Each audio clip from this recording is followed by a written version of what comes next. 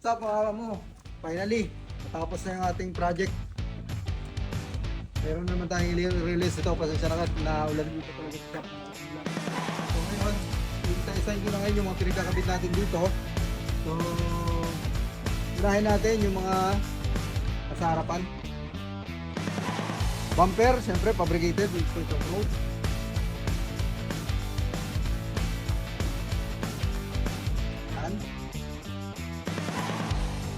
So dito sa harap, bigyan natin ng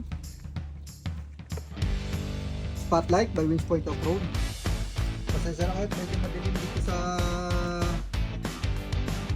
shop na ngayon at hapon na. Ngayon lang nagkaroon ng pagkakataon dahil maulan talaga. So yung winch, bigyan natin ng winch. Boss Ranger, yung paborito ng winch ng Wings Point of Road.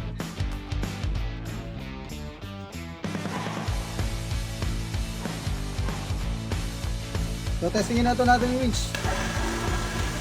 Ito, magpakabilis ng winch natin. Going in. Bilis na, bilis na.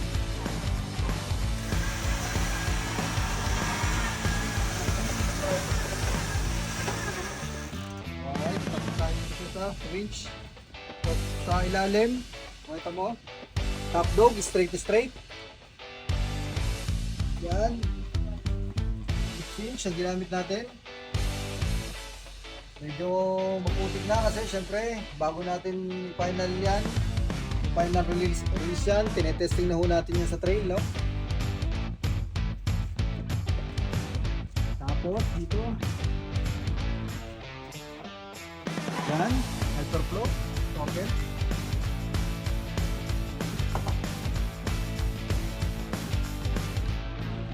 Tapos syempre kung tayo ng hardcore, kailangan yung gulong pang hardcore din. Nilagyan natin ng 40-inch na tires.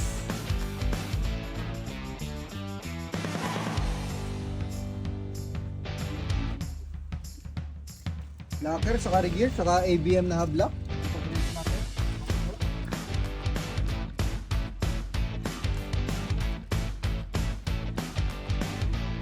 Side rail na maputik. Dito sa likod. Hanggang dito. Sider, saka bumper. Bumper na may winch. Ito, testing yung winch.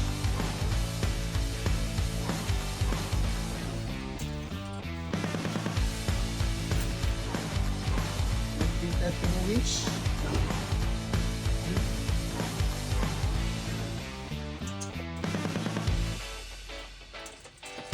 Mga mo ko, tingnan mo yung listahan. No? First page pa lang to, napakarami yan. First page, meron pa yan sa likod, at may second page pa yan. So dami namin install dito, baka hindi ko na maisa-isa yan. Pero papakita ko na sa inyo kung ano yung abot ng ating may papakita. Kung abot ng nandito. Okay. Out.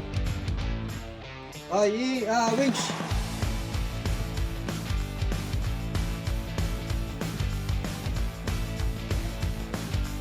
Hila.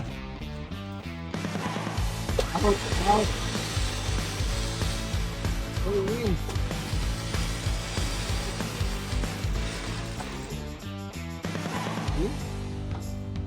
Ayan, no, ang DXT lang sa kalam. Okay.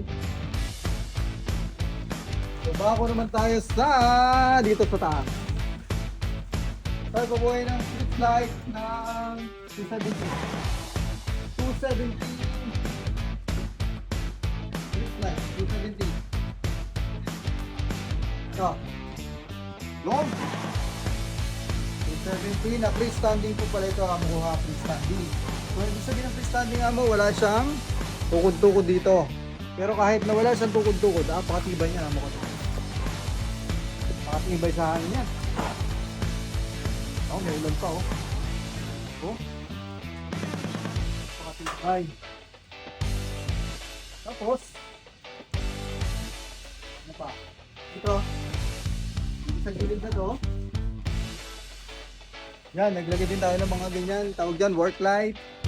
Para syempre, pag dumating ka sa site, hindi mo na kailangan magkilos ng ilaw, saan ba yung ilaw, saan ba tayo tatabi, ano bang masasagasaan natin. So, Kaya tayo naglagay ng RB work light. Toy, patay work light, patay buhay. 3 color pa rin. 3 color, isa, okay, dalawa, okay, tatlo, yun. So para minsan kasi sa site kasi maraming lamok. So kaya may warm yan, may cool, at saka may ang tawag doon, amber. Tapos patay muna. Siyempre may shower tayo, naglagay tayo ng shower dito. Kailangan natin ng tubig. Itong tubig na nilagay natin dito, pressurized yan. Abot yan dito, sa shower cup, tapos dagat yan. Naglagay tayo ng aga. Ha? Ano yan? Shower tray. Tapos, siyempre, may pang-camping ka, tapos ginanto ka, kailangan matulog doon. Solite, outdoor, RTP. RTP ko pala yung mga mo, screen type.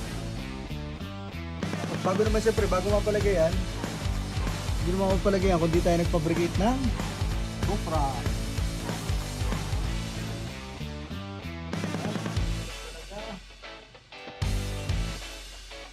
So, hindi ko na pahabain na mo, tingnan nyo na lang sa video kung ano pa yung mga nakalimutan ko dito.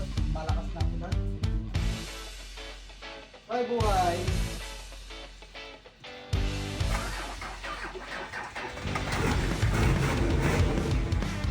So dito, siyempre, napakabigat ka ng rig, napakalaki na.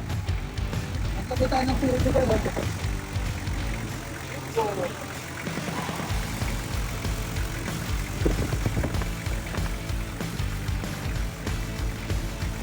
Turbo, tsaka barba. Tapos, siyempre, Marco Hortoy, buti na.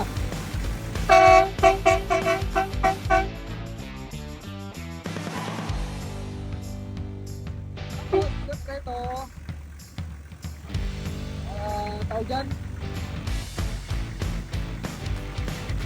Light shooter light. Ito. Nataas to, ikamuhat. Ano lang, park light lang, park light. Huli na talaga. Park light lang, park light. Yun. Nakakit na ang pinaw natin sa bataw. Right. So marami pa ako nakalimutan dito kamo ko. Siguro sa description ko na lang ilalagay kasi lakas ng ulan dito sa amin. Shop. Ito, pakita ko na lang dito. Gano'n. Naparami pa. 3 page. Alas din naman ito isa, may mga locker pa yan, may regear pa. Kaya lang, mga nasa loob niyan. Pero yan, tingnan nyo na lang. Pero ko na sa description ng iba. Sa mga gusto magpa-build, mga ganito. Toy, ili ko nga yung dulong na isa. Wala.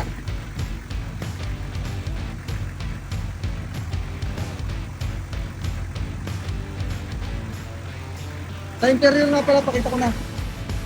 Pakita ko na rin yung interior. Bago makalimutan, interior pala. Ito, siyempre amo, maraming mga kalakalawang yan. Pininturahan din namin yan, makinis na yan. Maraming mga kalakalawang yan. Tinanggal natin yan lahat. Strip to metal natin yan. Hanggang sa ma-achieve natin yung ganitong looks. At sa loob, amo ito. Pero hindi talaga nagtipid si amo ko. Ayan, oh.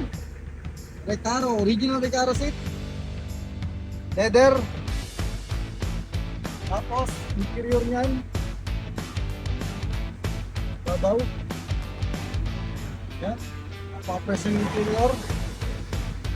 Base radio pa yan. Yan. Base radio para sa communication pagka nag-trail. Tapos turbo gauge. Ayan. Ito ba? Yup.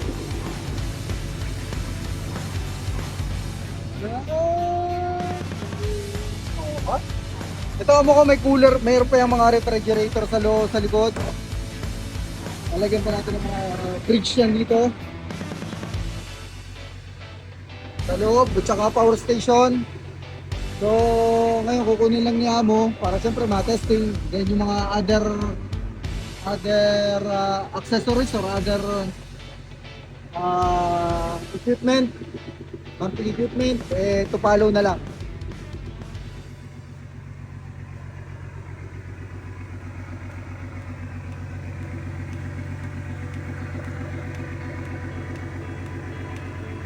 Ay, namo ko sa mga split of field, ha? Hindi na, split of field lang yan.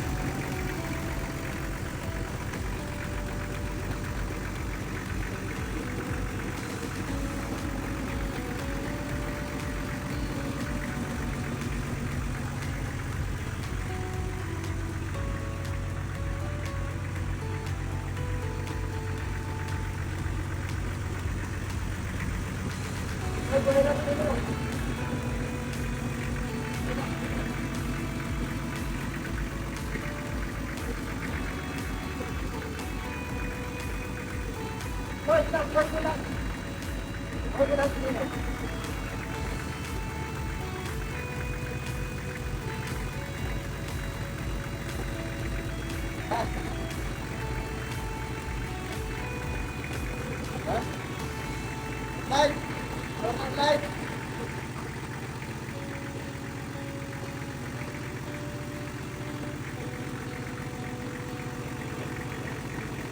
Hazard!